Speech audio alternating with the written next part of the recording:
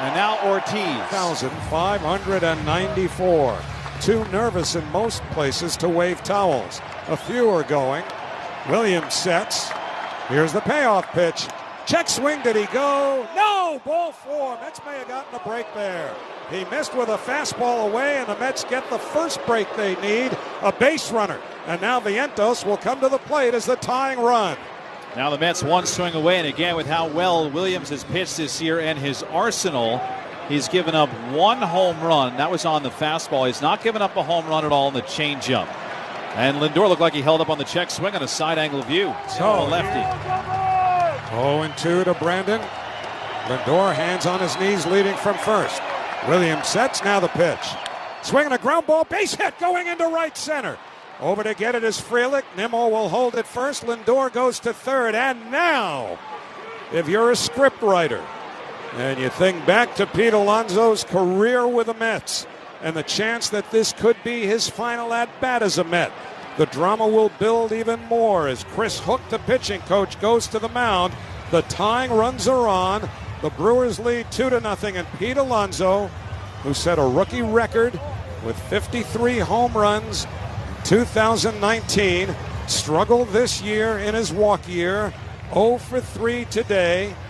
But if he has another dramatic swing in him, he may earn a new contract all with that one swing. The outfield is very deep and straight away. Lindor will take a short walk down the line from third, even though Ortiz is deep.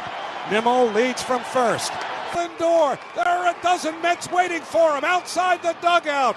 Pete Alonso keeps this fairy tale season going with the fairy tale swing of his career. 3-2 New York. This ball just gets out over the right field wall, right over Frelick's head. There is basically a couple of feet between the wall, a space for some party area, and then the fans in the front row. It landed in the party area. Just got over the wall in right field, disappearing from view. Here is Jose Iglesias. 3-2 Mets. First pitch taken for a called strike, 0-1. Unbelievable. The story, or one of the storylines of this year, the struggles of Pete Alonso in his walk year. And now this. Williams deals. Inside, he hit him. Winker has been hit for the second time in this game. And Williams, on the 29th pitch that he's thrown here, having blown the save, now hits former teammate Jesse Winker. And Starling Marte will be next. And Joe Ross has been throwing for a little while now for Milwaukee. And now that's a phone call Pat Murphy and his pitching coach Chris Hook never thought they'd have to make, is getting somebody else up if this game should continue. And this inning's still continuing here against Devin Williams, even though he's given up 3. So, Williams to Marte. Winker runs, pitch taken outside for a ball. The throw by Sanchez high, not in time. Winker stays on the bag with his first stolen base as a New York Met. I'll tell you what, he got up. He lost his helmet on the way to second base, got up, flipped his head back, and his hair went flowing back. But as he did that, he looked into the dugout. I think he might be hurt. Something might be up. Again, his back's been injured, and now he's doubling over, dropping down into a crouch. He is summoning out Carlos Mendoza and Joe Golia, the trainer, to maybe get a pinch hitter in here, which would be in the DH, a pinch runner in the DH spot. Well, in the meantime, Gary Sanchez, the catcher for the Brewers, is out at the mound. He just patted Williams on the back a few times on Saturday, but that's a long way off. 3 outs at least. 1-2 to Marte. Williams deals. Swinging a ground ball, base hit, going into right field. Williams hits third. He's coming home. Frelick's throw to the plate is offline. Winker scores, slams his helmet down in exultation. Going to second is Marte with a big hit. The Mets get a little breathing room. It is 4-2 New York. And Jesse Winker just body slammed his helmet the way Bruno Sammartino, the great wrestler, used to body slam his opponents. And here comes Pat Murphy with it, taking a walk to the mound to change a pitcher. A nightmare for Milwaukee. I cannot believe this is real life for the Mets with what they've just done. This has been 2024 real life for the Mets. Williams departs. This pitching change is brought to you by the New York Lottery. Get out there and play the newest scratch-off games for a chance to win. That was a left-handed batter and into a double play. He's done it 8 times this year. And Peterson ready to go to work against him. First pitch, swinging a liner toward short. Picked by Lindor on one hop, runs to second, one, throws to first. Out at first! Out at first! Put it in the box! The Mets are out at the mound, pouncing on each other. The Brewers may want to have a look at this just to be sure, but if this holds, this party is headed to Philadelphia.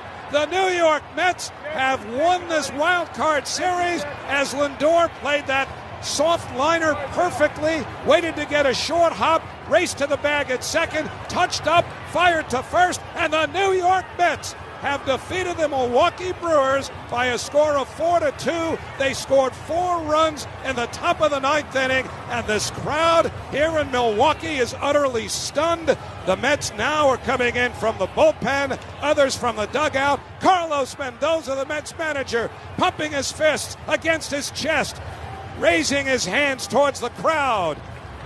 And the New York Mets have pulled off the doozy of the year. And in their entire history, I don't know that they've had one like this. I mean, there was Game 6 again in '86, down 3, going to the top of the 9th inning. You know the history, but you also know Pete Alonso and how this was all weighing on him. And his 3-run homer now will live in Mets lore forever. I tell you what, this team's going to give somebody a heart attack with the way that they wait and wait and wait until the last possible second to come up with the most memorable moments.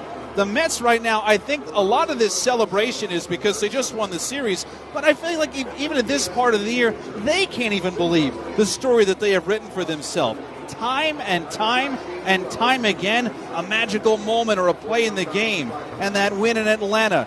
This come from behind win. Devin Williams is going to win the game for the Brewers. He's going to get 3 outs, and he's going to win it 2-0. And that didn't happen. The Mets came back to win in unbelievable, stunning, and again, heart-shaking fashion. I just saw the replay. It wasn't even as close as I thought at first base. But, of course, they put the hold on for a second in the Brewers' dugout. But the Mets will go to Philadelphia. The games on Saturday and Sunday will be at a little after 4 o'clock in the afternoon. And having watched this team from its inception in 1962, I can honestly say that whereas there have been some World Championship seasons, 2 of them, of course, in 1969 and 1986, yeah, they won some games in improbable fashion along the way. But they have made this type of comeback that we saw tonight, which sometimes you don't see for years, right? I mean, you could literally go years before you see the Mets come back the way they did in this game in the 9th inning, given what was at stake. That they have now inscribed this as one of the more memorable seasons in the history of this franchise, however it ends up. It was certainly memorable, even if they went down in order in the 9th inning. But to win this way, with the narrative about Pete Alonso, and with Diaz having been spent and unavailable in the 9th inning, and Peterson gives up a hit to the first batter, recovers, gets the strikeout, and the line drive, short hop, double play, and naturally it's Lindor who initiated that.